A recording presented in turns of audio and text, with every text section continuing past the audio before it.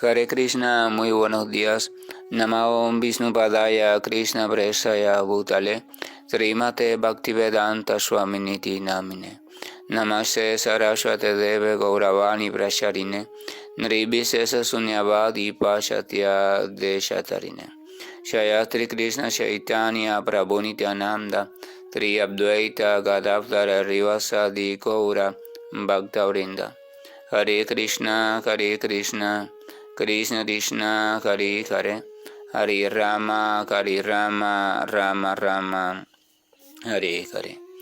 Hare Krishna, reiterados, vamos a continuar con las lecturas y propuestas de reflexiones de algunos de los textos del siempre radiante y maravilloso Srimad Bhagavatam. En el día de ayer habíamos compartido sobre un texto que comenzaba a explicar sobre lo sucedido a grandes rasgos entre el reencuentro del Señor Krishna y las esposas de Dwaraka. Decía, las reinas del Señor Sri Krishna se regocijaron internamente al ver a su esposo en casa después de un largo periodo en el exterior. Las reinas se levantaron de inmediato, dejando sus asientos y meditaciones. Siguiendo la costumbre social, se cubrieron la cara con recato y miraron tímidamente. Aquí habíamos apuntado, algunos detalles importantes que son, primero, el detalle de cómo en ausencia del Señor Krishna o en ausencia del Supremo Amado, entonces la criatura se sumerge en un estado de extrañarle, un estado de recordarle, de meditar en él, de pensarle, de desearle, de anhelarle, de estar preocupada por lo que les pudiera estar pasando. O sea, en un estado de samadhi, pero el objeto de este samadhi o meditación perfecta era el Señor, y lo que le movía era a ello era el lazo estrecho de amor desarrollado, amor puro por este Señor. Entonces la perfección del yoga es esa. Si vamos, por ejemplo, a la Ashtanga Yoga descrito por Patanjali, ¿verdad? Uno de los textos clásicos del yoga y una de las autoridades del yoga en ese sentido, vamos a ver que las 8 etapas terminan o culminan en Samadhi. Y aún así Patanjali en sus textos, enseñanzas, habla de dos tipos de Samadhi. Un Samadhi que no es perfecto, o sea que no es cantante, del cual se puede caer el practicante. De hecho, cae el practicante constantemente hasta que logra ubicarse en el Samadhi permanente o el Samadhi aquel de donde no hay posibilidad de caída. Vamos a recordar, Krishna Bhagavad Gita explica que aquel que llega a su morada trascendental, entonces nunca más tiene regreso, nunca más existe en él la posibilidad de caer. Así que ese es el Samadhi perfecto. Ahora, aquel que llega a su morada trascendental, es decir, aquel que se establece perfectamente en el estado de conciencia de Krishna, y este estado únicamente es posible mediante el lazo del amor puro. No es posible mediante ninguna otra forma. Permanecer estable en algo sin posibilidad de caer significa que tu corazón quede completamente atrapado en ese algo, y que ese algo sea lo que naturalmente sincroniza con tu corazón. O sea, que tu chispa de vida, tú en esa naturaleza original espiritual encuentres algo que es de la misma naturaleza, y que además de eso es aquella posición perfecta en la cual tú encajas adecuadamente.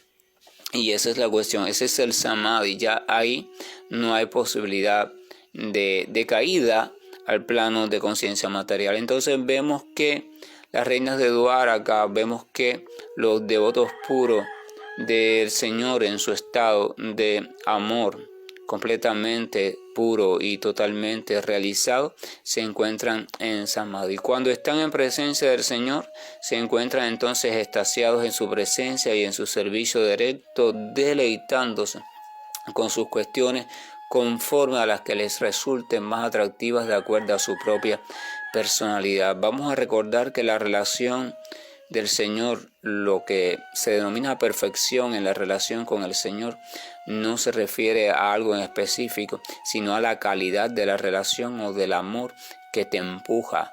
O sea, no hay posibilidad de que el alma, de que esa entidad viviente haga nada, sienta nada, piense nada diferente a las cuestiones del Señor.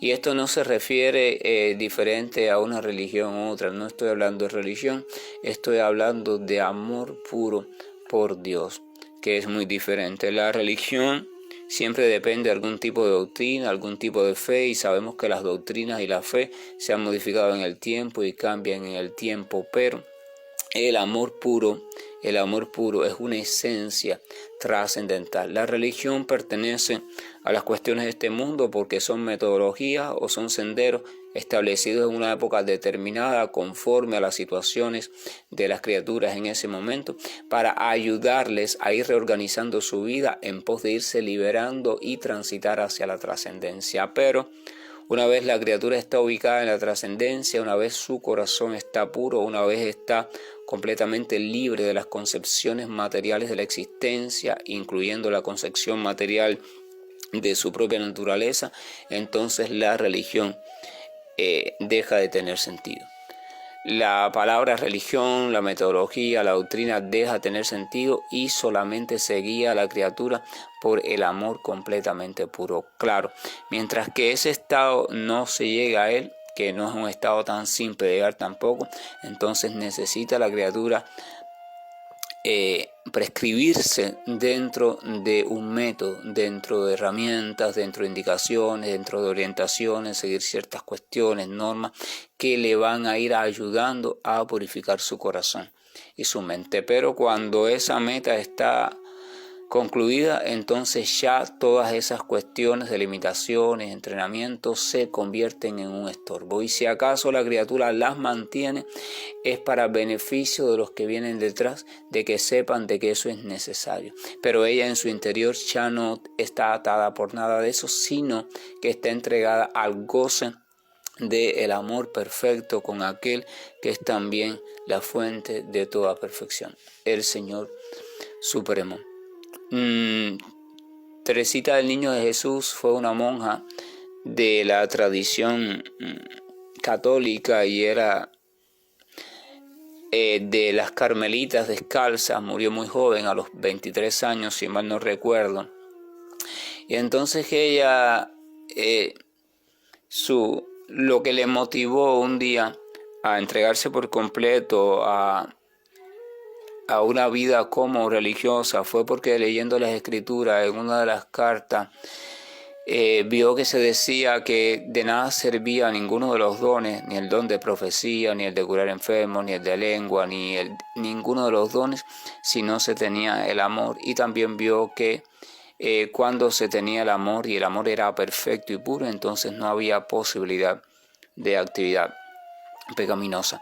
Entonces ella se quedó allí, se identificó con eso y se identificó entonces con el deseo de cultivar puro amor por su Señor, y en ese sentido orientó su corta vida en este mundo, y todos los escritos que dejó, la mayoría de ellos estaban orientados también en esa dirección.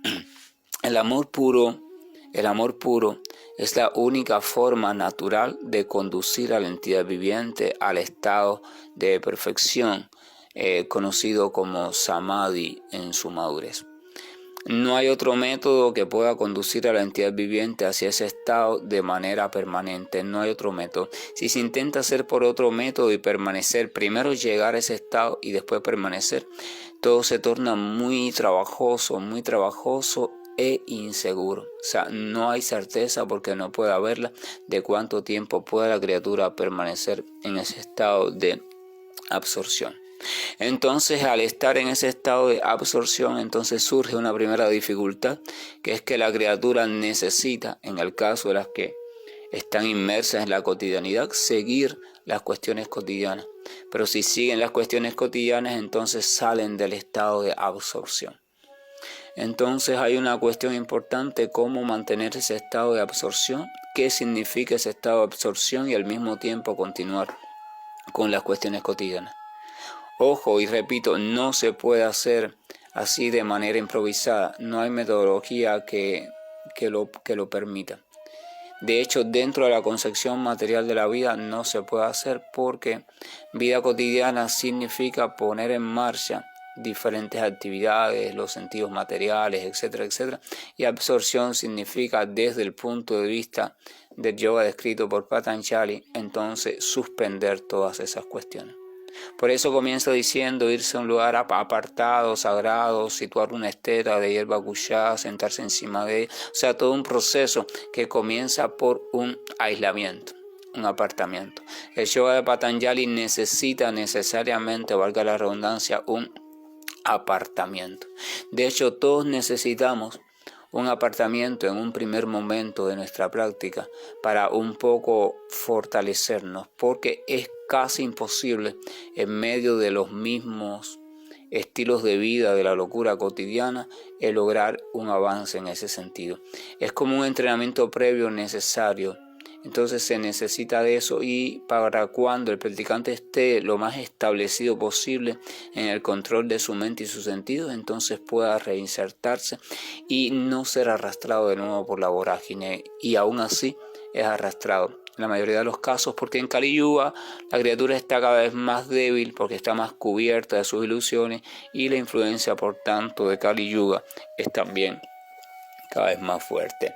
Entonces volvamos al punto donde estábamos. Las reinas de Dwarka estaban en el Samadhi perfecto. Las reinas de Dwarka habían logrado la perfección del yoga, que consiste en estar constantemente en contacto consciente y amoroso con el Señor, y en el desarrollo de alguna actividad relacionada con el Señor, ya sea de manera directa o de manera no indirecta, o sea, cuando el Señor no está presente.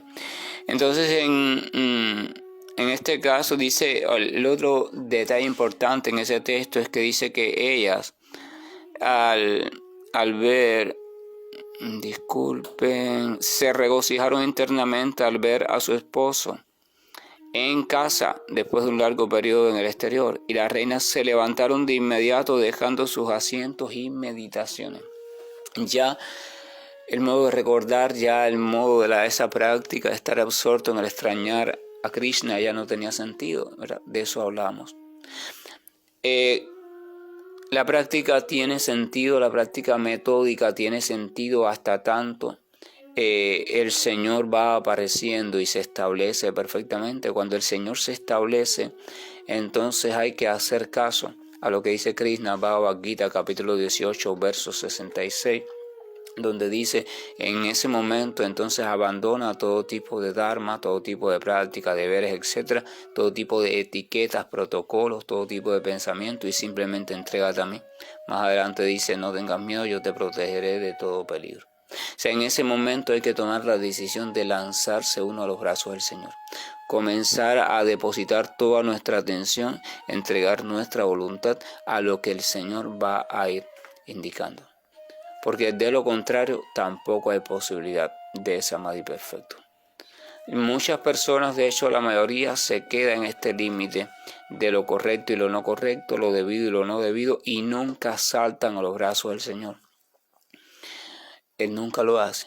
Entonces nunca pueden dar el siguiente paso, y se quedan por mucho tiempo y muchas vidas siendo maestros practicantes muy relucientes, muy llenos de poderes místicos, muy llenos de austeridades que pueden permanecer, muy llenos de no sé cuántas cosas, pero no acaban de desarrollar amor puro por Dios, porque no pueden desarrollar amor puro por Dios si no te dejas tocar por el Señor, si no te dejas mirar por el Señor, si no te dejas acariciar, si no dejas que sus palabras te endulcen el oído, si no te escapas con el Señor, no hay posibilidad de desarrollar la perfección de la atracción por Dios. Y si no se desarrolla la perfección de la atracción por Dios, bueno, qué decir, pobre de nosotras las criaturas, que tendremos que seguir de una manera u otra transitando por el plano de conciencia material, desde la situación más elevada hasta la más oscura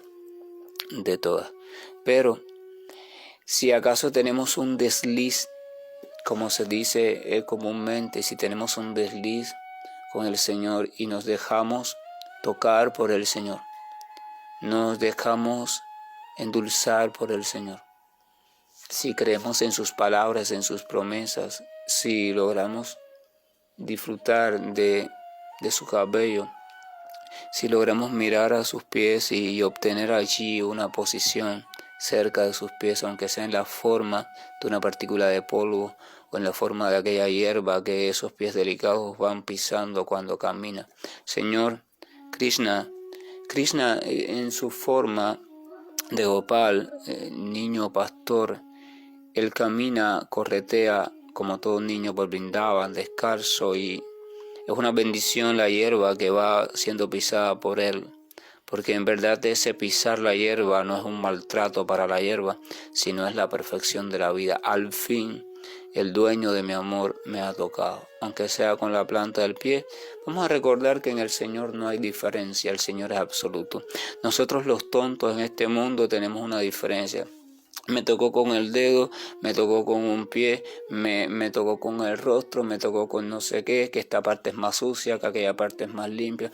En el Señor todo es puro, limpio, dulce, perfecto, maravilloso. Así que cuando el Señor, entre comillas, pisa, aplasta la hierba, lo que está haciendo es besándola, acariciándola, abrazándola, porque no hay diferencia entre la planta del pie del Señor, los labios del Señor, los ojos, los brazos, el pecho, el abdomen, las piernas, los muslos, su sonrisa, su cabello, su flauta, sus palabras, no hay diferencia. Entonces eso es maravilloso. La hierba dice, qué dicha la mía que mira, Él me ha puesto su pie encima. Qué dicha la mía. O que a veces los tontos, muy realzados filosóficamente, piensan que hay diferencia. A veces andan detrás de ciertas experiencias con el Señor que desde su tontería ellos creen que son las experiencias superiores. En la cuestión del verdadero amor no hay cuestión superior o inferior. Cuando el verdadero amor te hace un regalo, si en verdad tú sientes verdadero amor y aquel que da el regalo también lo siente y el intercambio es perfecto, entonces la naturaleza del regalo no cuenta. Puede venir un día con una flor silvestre, al otro día puede venir y regalarte un auto, y al otro día viene y te regala un poema, y en los tres casos aquel amoroso perfecto que recibe el regalo experimenta el mismo éxtasis, porque es el éxtasis de sentirse amado o amada con pureza. Lo demás, sí, simplemente sirve quizás para funciones diferentes. La primera sirve para poner en un jarroncito y adornar, maravillosamente la habitación del hogar, o colocarla dentro de un libro como recordación. Esto me lo regaló mi amado o mi amada. Lo segundo sirve para trasladarse quizás hacia el trabajo o largas distancias, para que el tiempo sea mejor empleado en ese sentido. Y lo tercero sirve para guardar en el recuerdo del poema dulce que me acaba de decir, y cuando yo recuerde ese poema en el futuro, entonces voy de nuevo a vivir ese momento tan glorioso y maravilloso. Pero en los tres casos el amante experto va a experimentar una misma cosa: el dulce y profundo y rico sabor del amor maravilloso. Entonces el amante experto se alimenta de eso. El materialista entonces hiciera lo siguiente: sí, miraría la flor y por compromiso, como una flor silvestre sencilla, casi sin colores, sin complejidades, que no costó nada, que no se vende en los mercados, que no es cara, que no da ningún estatus social, diría, ay sí, qué lindo, por pena. Ay sí, qué lindo, qué maravillosa, pero por dentro su corazón estaría más helado que un iceberg del polo norte o el polo sur, el que ustedes escojan. Pero en el segundo caso se arrebataría un auto, pero guardaría su compostura para que no piensen que es una persona interesada, y diría, sí, está bien, pero por dentro ya estaría viajando en el auto, y claro, en su imaginación estaría viajando solo. Su supuesto amante o amado o amada no estaría en esa imaginación. La mente, en su primer impulso, nos regala sueños en solitario, en ese caso de cuando vivimos una vida desde ese enfoque. Y en el tercero de los casos diría, ¡ay, qué palabra más linda! Las del poema. Ni las entendió, ni sintió nada, ni se preocupa por quién es el autor, nada. ¡Ay, sí, qué lindo, cómo me gustó! Pero si le preguntas ¿y qué fue lo más que le gustó? No es capaz de decir ni siquiera un fragmento de lo que más le gustó, porque es simplemente cortesía. ¡Ay, sí, me gustó! Pero no. Pero la persona que está avanzando hacia la espiritualidad se supone que está avanzando hacia la modalidad de la bondad, y esto significa que su corazón se está liberando de toda esa costre oscura de insensibilidad y de interés material, y simplemente se está aperturando a la dulzura, que significa la fuente de todo lo que en verdad es perdurable. Entonces el texto de hoy comienza diciendo esto: el éxtasis era tan fuerte e insuperable que primero las tímidas reinas abrazaron al Señor en lo más recóndito de sus corazones. Luego lo abrazaron con la vista y después enviaron a sus hijos a que lo abrazaran, lo cual es igual que un abrazo personal. Pero oh tú, el principal entre los brigus, aunque trataron de reprimir sus sentimientos, derramaron lágrimas sin advertirlo. Vamos a recordar que el devoto puro, desde su sentimiento específico, siente una tendencia irresistible de mostrar su afecto al Señor a la manera que Él lo está experimentando. Pero en el caso de las reinas de Dwarka hemos hablado de que hay ciertas barreras sociales, de protocolos, etiquetas. Ellas en el fondo de su corazón tienen deseo de algo. O sea, de mostrarle su amor como esposa, como reina, ¿verdad? Como criatura, en este caso de sexo opuesto. Pero se encuentra en el palacio, están también los sirvientes, hay una multitud que también se ha alborotado al ver llegar al Señor, y entonces viene el recato. El recato le pone freno a esa emoción, a ese deseo, pero el deseo es tan grande que de alguna forma ellas tienen que dejarlo salir. Entonces ese deseo va realizándose de manera escalonada, o sea, de manera progresiva va ocupando diferentes áreas secretas de su existencia. Dice que el éxtasis era tan fuerte e insuperable que primero las tímidas reinas abrazaron al Señor en lo más recóndito de sus corazones. O sea, ellos le dieron un abrazo fuerte en el corazón. Ellas estaban allí, él estaba allá, había una distancia, había muchas personas, pero ellas entonces, debido al éxtasis y la imposibilidad de correr a sus brazos, ¿qué hicieron en su corazón? Trataron de vivir el deseo de que lo estaban abrazando. Al fin te estoy abrazando. Los amantes saben cómo es eso. Las personas que se quieren saben cómo es eso. O sea, no, en un primer momento la falta de contacto físico, la distancia, no les puede impedir que al menos se abracen en el corazón, o al menos se abracen en la mente, en algún tipo de realización fantasiosa en su mente. Y al menos experimentan en algún grado ese deseo de regalarle el abrazo y sentir el abrazo y expresar la alegría por el reencuentro con el otro. Dice que primero le abrazaron en lo más escondido de sus corazones. Después, por supuesto, esto no bastó, porque el éxtasis de amor desbordó el corazón. Entonces dice que lo abrazaron con la vista. O sea, ya no solo lo abrazaban en el corazón, en sus deseos, sino ahora lo abrazaban con la vista. Querían, literalmente, como se dice en Cuba, se estaban comiendo al Señor con la mirada, pero la mirada pura, la mirada entregada, la mirada perfecta. Entonces dice que parece que tampoco esto bastó. El éxtasis era tan grande que aún dejó a la vista inhabilitada. Y dice que entonces ellas enviaron a sus hijos a que lo abrazaran. Se explica que cuando una madre o una esposa, comúnmente en situaciones protocolares diferentes, envía al niño o a los niños a que abracen a su padre, ella simplemente de manera indirecta lo que está haciendo es abrazándolo ella. Porque los hijos son representaciones de ella, son expansión, y son el fruto de la unión del padre y la madre. Por tanto, ella está enviando al niño como justificación. Como se dice en Cuba, está embarajando, y lo que quiere decirle al esposo es lo siguiente: mira, estos niños soy yo, ellos te van a dar abrazo en mi nombre. Y entonces que ellas enviaron a los niños. Pero dice que el éxtasis era tan fuerte que aún así ellas comenzaron a soltar lágrimas inadvertidamente, o sea, sin que se dieran cuenta.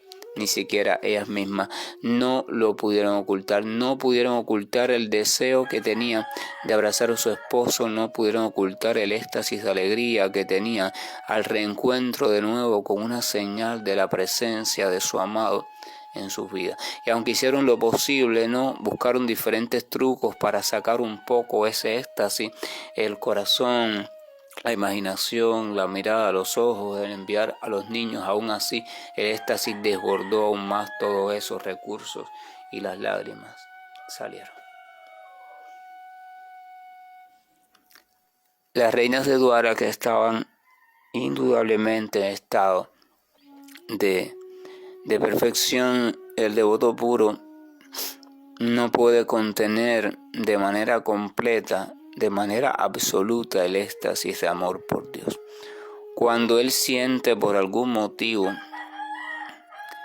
la presencia del Señor en su vida, el paso del Señor por su vida, cuando él siente por algún motivo que está teniendo la dicha de reencontrarse de algún modo con su Señor, entonces si el amor verdadero está presente en su corazón, no puede contener ese éxtasis profundo. Y mientras más tiempo pasa, más dilatado se va haciendo el éxtasis y más incontrolable, hasta el punto que a veces desde el punto de vista externo, por personas ajenas a este sentido o a estas cuestiones, puede ser considerado como locura creciente. También existe el riesgo de la locura para aquellas personas que no sienten amor puro, sino que lo que tienen es un simple desequilibrio mental. También puede parecer síntomas de éxtasis, pero son síntomas simplemente de desequilibrio mental, de histeria, de locura. Por eso es necesario ser cuidadoso a la hora de calificar a alguien. Se necesita de la participación de personas muy duchas en estos temas y también muy claras espiritualmente, o sea, muy avanzadas en el sentido de relación con Dios, y ellas podrán determinar cuándo los síntomas que se presentan en alguien son de éxtasis de amor verdadero por Dios o cuando son simplemente de desorden mental. En el primero de los casos son maravillosos, son dichosos, y entonces esa persona es una persona que debe ser seguida, pero en el segundo de los casos son lamentables porque hablan simplemente de un desorden que, lejos de acercarnos al Señor, lo que hace es que nos imposibilita el avance hacia Él. Seguimos teniendo una jornada de escenas deleitables, de escenas aprovechables, de escenas llenas de puro desborde de prema, o sea, amor puro, completo por Dios. Escenas de las cuales estamos muy lejos de vivirlas nosotros mismos. Y esto es una condición que siempre la repito para que la tengamos en cuenta. Bhakti implica humildad. Uno gana mucho y tiene buen provecho si se considera siempre inmerecedor de estas cuestiones, si se considera que no merece servir directamente al Señor, pero aún así entonces le ruega: Señor, por favor, al menos dame la oportunidad de servir a esas personas que te están sirviendo con tan elevado amor, porque si eso no sucede, entonces mi vida habrá sido un simple desperdicio. Y entonces aquí tenemos el Samadhi perfecto, aquí tenemos la esencia de la meditación perfecta en su originalidad. Pero esa meditación perfecta en su originalidad no la lograron las reinas de Dwaraka así como así, sino que ellas llevaron una serie de prácticas en vidas anteriores, donde todo estaba dirigido o movilizado por un solo deseo, el deseo de en algún momento ser por completas para el Señor, ser solo para Él. Ese deseo brillaba en su corazón vida tras vida, y entonces reforzado por las prácticas de caridad, austeridad, sacrificio, escucha atenta de propuestas religiosas de la época en la cual en cada vida hayan vivido, etcétera, etcétera, y la pureza creciente en el corazón, la separación creciente, la pérdida de deseo por las cuestiones de ganancia material, todo eso vida tras vida se fue acumulando hasta que quedaron completamente purificadas, es decir, el deseo de obtener al Señor fue lo único que quedó en su vida. No había nada más. En la circunstancia que estuviera, de supuesta comodidad material o de supuesta lamentación, incluso a veces de momentos dolorosos, quizás en alguna de esas vidas, aún así eran capaces de permanentes, fijas así, en el mismo deseo, en la misma esperanza cierta. Y cuando eso se hace perfecto, entonces ya la famosa muerte no tiene papel ninguno y no hay nada que pueda estorbar a que ese deseo se manifieste al fin. Sea el propio Señor concede la realización de ese deseo. Esto es solo para reflexionar que la gracia y el amor de nuestro Señor nos acompaña, y bendito Señor que con su belleza, su atracción perfecta y sus detalles deslumbrantes siempre le dará posibilidad a aquel que le busca con sinceridad de en un momento dado quedar deslumbrado por su atracción. Y entonces a partir de ese momento, si se deja llevar por dicha atracción, seguirá un camino de modo natural que le perfeccione en su acercamiento progresivo a Dios. Hare Krishna, buen día, y estoy finalizando la llamada.